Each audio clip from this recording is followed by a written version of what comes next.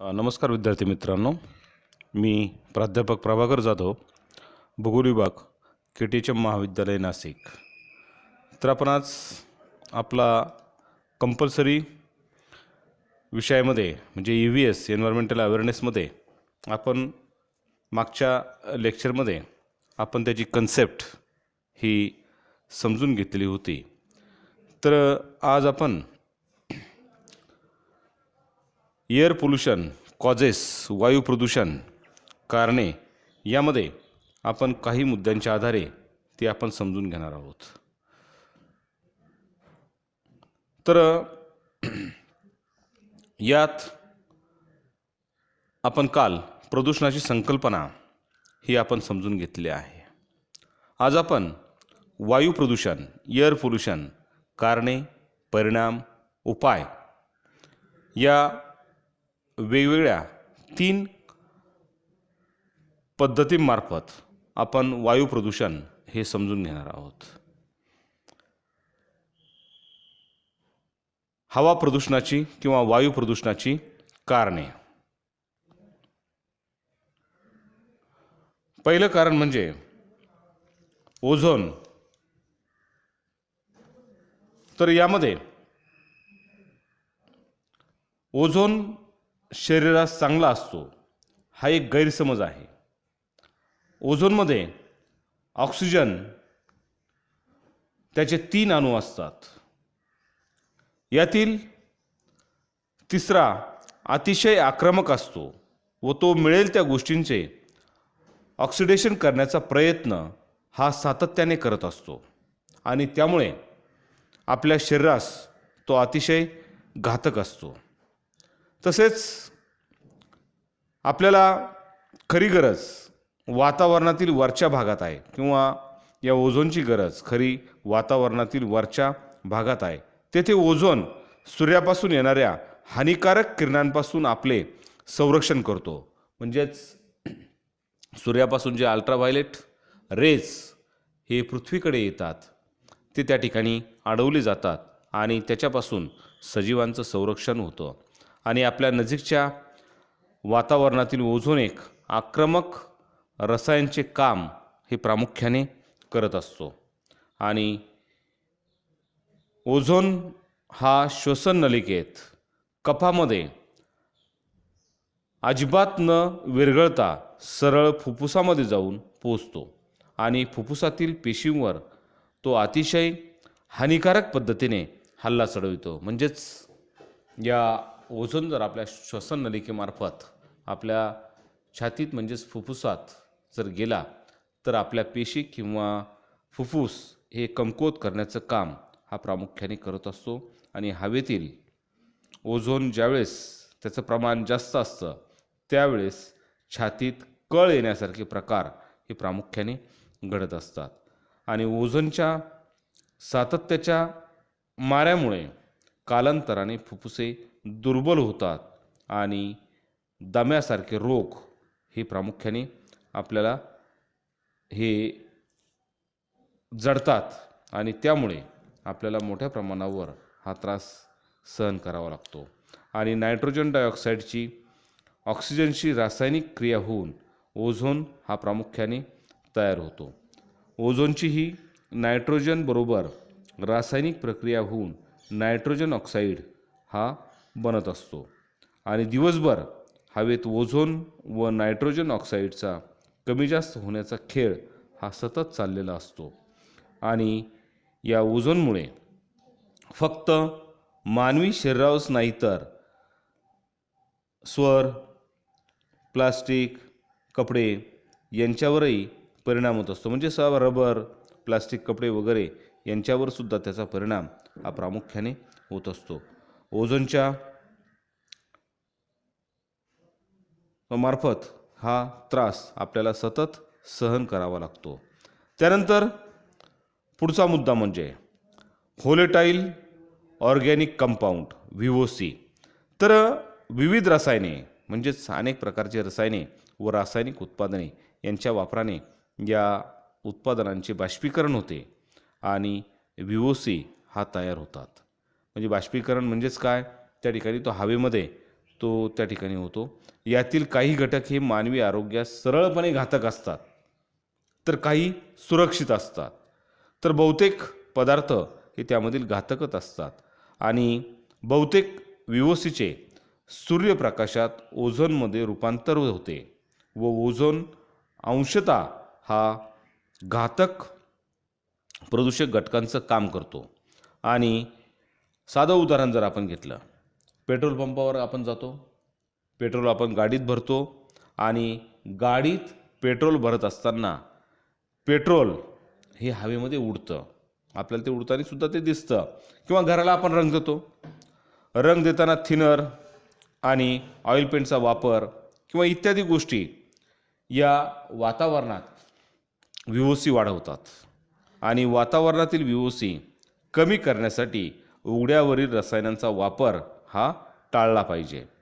आणि इमारतींसाठी घरामध्ये पाण्यापासून बनवलेले नैसर्गिक रंग वापरले पाहिजे, म्हणजेच नॅचरल कलर्स हे त्या ठिकाणी वापरले गेले पाहिजे. पेट्रोल पंपावर पेट्रोल भरण्याच्या पद्धतीत सुद्धा आमूलाग्र बदल हे करणं गरजेचं आहे आणि त्यातून हा VOC टाळता येऊ शकतो. त्यानंतर कार्बन मोनॉक्साईड CO. तर कार्बन मोनॉक्साईड आरोग्यास हा अत्यंत घातक असा हा वायू आहे आणि अपूर्ण ज्वलनाने हा प्रामुख्याने तयार होत असतो. छोटे छोटे तसेच मध्यम आणि मोठे वीज निर्मिती संच आणि वाहनांच्या इंजिनमधून हा बाहेर पडत असतो आणि आपल्या रक्तामध्ये ऑक्सिजन वाहण्याचं काम करणारे हिमोग्लोबिनमध्ये तो ऑक्सिजनऐवजी मिसळून जातो आणि शरीरातील सर्व भागात पर्यावरणीय पोचतो आणि त्यामुळे हा वायू अत्यंत विषारी असून काही मिनिटे सातत्याने जर आपण त्याच्या संपर्कात आलो तर मृत्यूसुद्धा होऊ शकतो. हे अतिटोकाच्या परिस्थितीत होऊ शकतं, परंतु कमी संपर्कात किंवा हवेतील कमी प्रमाणात कार्बन मोनॉक्साईड असल्यास चक्कर येणे, डोके दुखणे, विचारक्षमता किंवा कार्यक्षमता ही त्यामुळे कमी होते. असे प्रकार याच्या संपर्कात आल्यामुळे होत असतात. कमी तापमानातील म्हणजे 70°C किंवा त्यापेक्षा कमी ज्वलन तसेच ज्वलनासाठी पुरेशा ऑक्सिजनची गरज ही प्रामुख्याने असते, परंतु याच्या संपर्कामध्ये ते पुरेशा प्रमाणामध्ये जळत नाही. त्यानंतर वायू प्रदूषणाचं पुढचं कारण म्हणजे मिथेन CH. तर आपण बघितलं, मिथेन हा सुद्धा हरितगृह परिणाम दाखवणारा वायू आहे आणि कार्बन डायऑक्साईड पेक्षा 21 पटीने हा घातक असा वायू आहे. कार्बन डायऑक्साईड खालोखाल मिथेनचं उत्सर्जन हे प्रामुख्याने होतं आणि साहजिकच त्याचं उत्सर्जन हा चिंतेचा विषय आहे. मिथेनच्या उत्सर्जनाला मानव त्याचबरोबर निसर्गसुद्धा जबाबदार आहे. अनेक जीवाणूंच्या जैव रासायनिक प्रक्रियेत नैसर्गिकपणे मिथेन हा बाहेर पडत असतो, म्हणजेच अनेक जैविक क्रिया असतील वगैरे, पाण्याच्या तळाशी अनेक जीवाणू असतात वगैरे वगैरे, त्यांच्यासुद्धा या प्रक्रियेतून हा मिथेन बाहेर पडत असतो. उदाहरणार्थ कचरा कुजणे, दलदली, त्याचबरोबर भूगर्भातील मिथेन किंवा नैसर्गिक वायूंचे स्रोत, ज्वालामुखी इत्यादी ठिकाणाहून त्याचा स्रोत हा प्रामुख्याने असतो.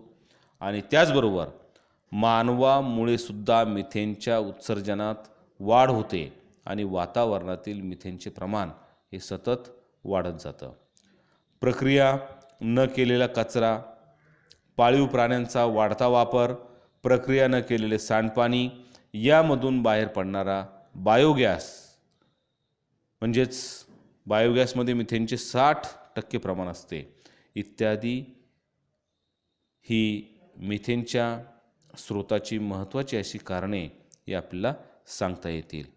मिथेन हा ज्वलनशील वायू आहे आणि त्याचा जास्तीत जास्त उपयोग ऊर्जा निर्मितीसाठी करून घेतल्यास मिथेनचे हवेतील प्रमाण कमी होईल. यासाठी कचरा प्रक्रिया करणे गरजेचे आहे. सांडपाणी योग्य रीतीने त्याचे विल्हेवाट लावणं गरजेचं आहे.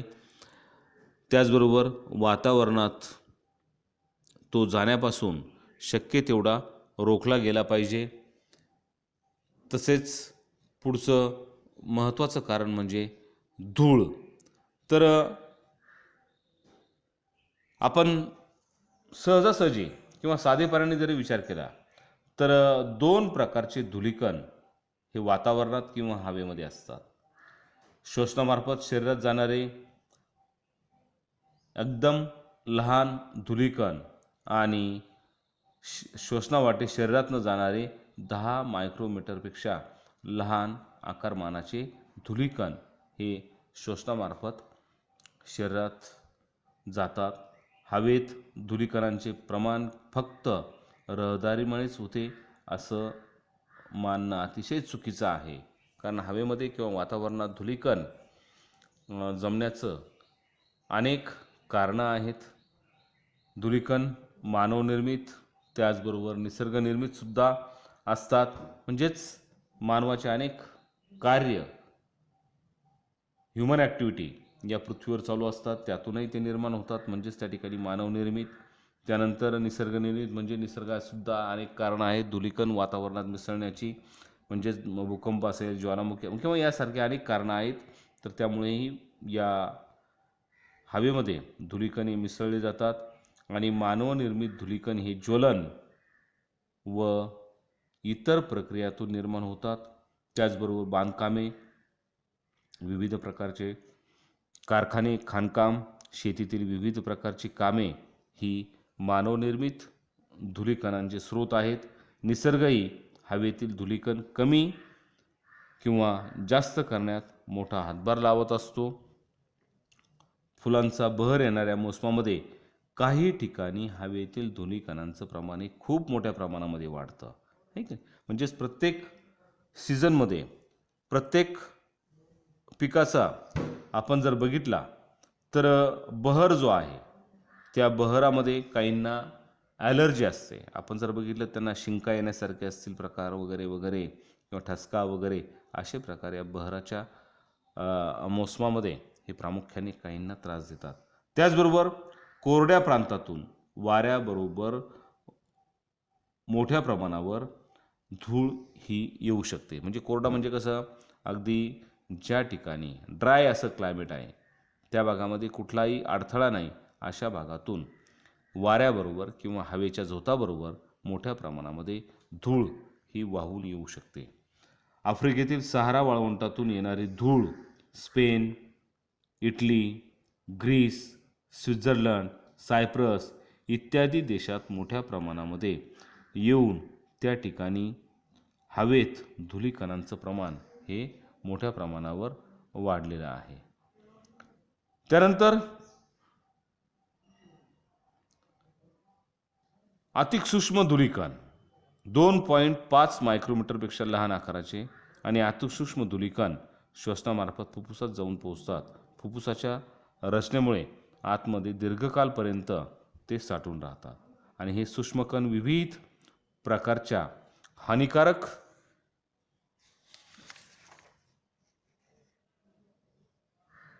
घटकामुळे त्या ठिकाणी बनलेले असतात आणि त्यामुळे रक्तामध्ये मिसळून रक्त प्रदूषित करतात आणि आरोग्यावर अतिशय घातक असे परिणाम ते करत असतात.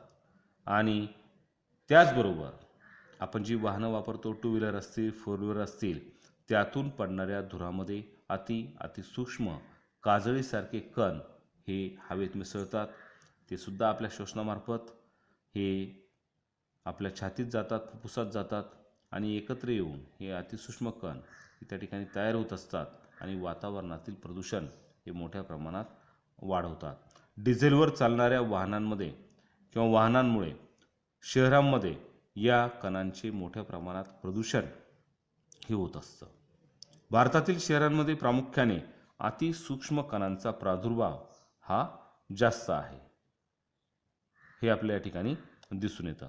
त्यानंतर पुढचा मुद्दा म्हणजे हवा प्रदूषणावर परिणाम करणारं कारण पुढचं म्हणजे घरातील वायू प्रदूषके.